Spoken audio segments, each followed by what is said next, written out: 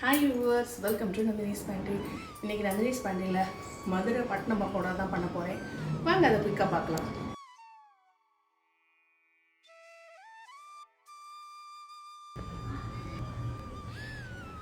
கருவேப்பிலை நல்லா ஒரு 5-6 ஆறுக்கு, பச்சை மிளகா, கொத்தமல்லி, வெங்காயம், பொரிகடலை மாவு. பொரிகடலையை வந்து ஒரு 1/4 கப் அளவு எடுத்து, இந்த கப் அளவு 1/4 கப்பு. இது 1/2 கப்பு அரிசி மாவு. பொரிகடலையை பவுடர் பண்ணிட்டோம். பொரிகடலை பவுடர் பண்ணி வச்சுருக்கேன் நான் ஒரு 1/4 கப் அளவு. இப்போ அரிசி மாவு 1/2 கப்பு, பொரிகடலை 1/4 கப்பு, கருவேப்பிலை, பச்சை மிளகாய். இதுதான் இதுக்கு உண்டான உரப்பு. ஒரு 2 பச்சை மிளகாய் போட்டிருக்கேன், பெருசாக இருக்கிற பச்சை மிளகாய் குட்டி குட்டியாக கட் பண்ணி. நல்லா ஒரு பெரிய வெங்காயம். இதை நீங்கள் முதலே வந்து இதில் வந்து எண்ணெய் விட்டோ இல்லை டால்டா அந்த மாதிரி விட்டோ வந்து பிசைஞ்சு இது பண்ணி வைப்பா. இந்த வெங்காயம் அதில் வந்து உப்பை போட்டு உங்களை பிசைஞ்சு இது பண்ணுவாள். நம்ம ஆனால் அப்படி பண்ணாமல், ஏன்னா டால்டா எண்ணெய் இதுனா ரொம்ப இதாகும். கொஞ்சமாக எண்ணெய் விட்டால் போதும். லேசாக சூடாக இருக்கிற எண்ணெயை விட்டு நம்ம மிக்ஸ் பண்ணிக்கலாம். இப்போ கொத்தமல்லியும் சேர்த்தாச்சு நல்லா நிறைய. இதில் வந்து நிறைய கொத்தமல்லி, கருவேப்பிலை, அந்த வெங்காயம், இதுதான் வாசனை. பெருங்காயம், தேவையான அளவு உப்பு, 1 ஸ்பூன் சோம்பு. சோம்பு பூண்டு போட்டுக்கலாம். நான் பூண்டு போடல. பூண்டு சோம்பு வந்து ஆப்ஷனல் தான்.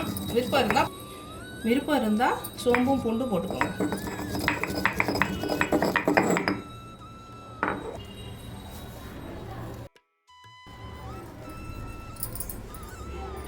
துருவின இஞ்சியை நம்ம சேர்த்து இதை கொஞ்சம் மிக்ஸ் பண்ணிடுங்க.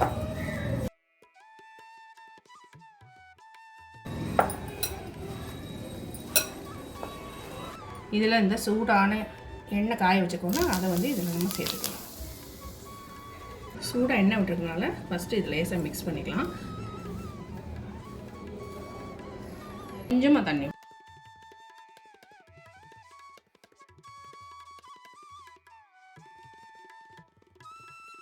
மிக்ஸ் பண்ணிவிட்டு காட்டுறேன். கொஞ்சம் கொஞ்சமாக இந்த இவ்வளோ தான் அப்படி தெளித்து நல்லா வெங்காயம் குட்டி குட்டியாக கட் பண்ணணும். நான் கொஞ்சம் பெருசாக கட் பண்ணிவிட்டு குட்டி குட்டியாகவே நீங்கள் கட் பண்ணிக்கோங்க. ஆனால் இந்த பக்கோடாவில் வந்து வெங்காயம், இஞ்சி, பச்சை மிளகா தான் மெயின். பொரிகடலை மாவு. இப்போ மாவு ரெடி ஆயிடுச்சு. குட்டி உருண்டையாக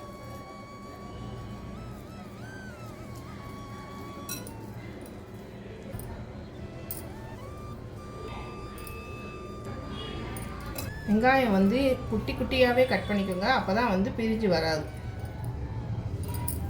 இப்போ இதை பொரிச்சு எடுத்துடலாம். எண்ணெய் காஞ்சிடுச்சு.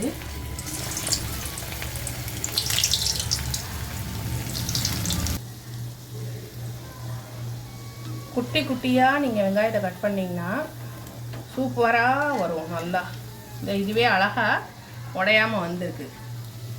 நம்ம வந்து வெங்காயம் கொஞ்சம் பெருசாக இருந்ததுன்னா பிரிஞ்சு வந்துடும். ஆனால் நல்லா பொரியல் மாவு, அரிசி மாவு நல்லா பைண்ட் ஆகிடுச்சு. அதனால் நல்லா சூப்பராக இருக்கும். நிறைய கருவேப்பிலை, கொத்தமல்லியெல்லாம் போட்டுக்கிறதுனால ரொம்ப ஹெல்த்தியானது தான். நம்ம வீட்டிலே பண்ணுறது. சுட்ட எண்ணெய் கிடையாது, இது ஃப்ரெஷ்ஷாக விட்ட எண்ணெய்.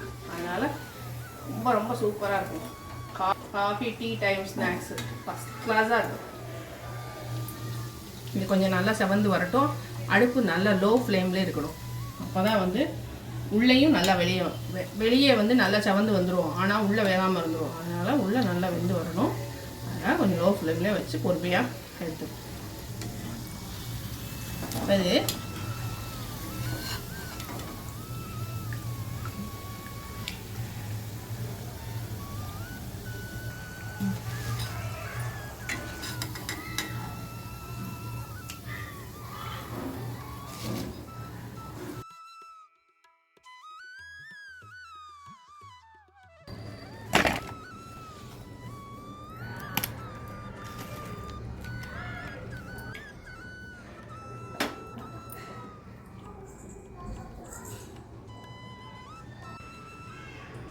இந்த யம்மியான சூப்பரான வீட்டிலே செஞ்ச ஸ்நாக்ஸு.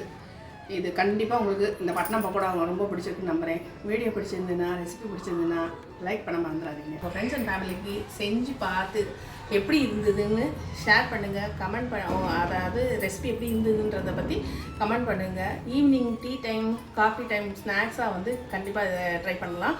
ரொம்ப நல்லாயிருக்கும். நந்தினிஸ் பண்ணி மறக்காமல் சப்ஸ்கிரைப் பண்ணிவிடுங்க. உங்கள் ஃப்ரெண்ட்ஸ் அண்ட் ஃபேமிலிக்கு ஷேர் பண்ணுங்கள். தேங்க்ஸ் ஃபார் வாட்சிங். பாய் பாய். டேஸ்ட் பண்ணி பார்த்துருவோமா? வா வா வா வான்னு கூப்பிடுது. எவ்வளோ முருகலாக இருக்குது சவுண்டு. உள்ளவர் சாப்பிட்டா நிறைய வெங்காயம், கொஞ்சமாக பொரிகடலை மாவு, அதாவது 1/4 கப்பு, 1/2 கப்பு அரிசி மாவு. இன்க்ரீடியன்ட் ஹெல்த்தியானது தான். இஞ்சி, பச்சை மிளகாய் எல்லாமே கண்டிப்பாக ட்ரை பண்ணி பாருங்கள். டேஸ்ட் பண்ணி பாருங்கள்.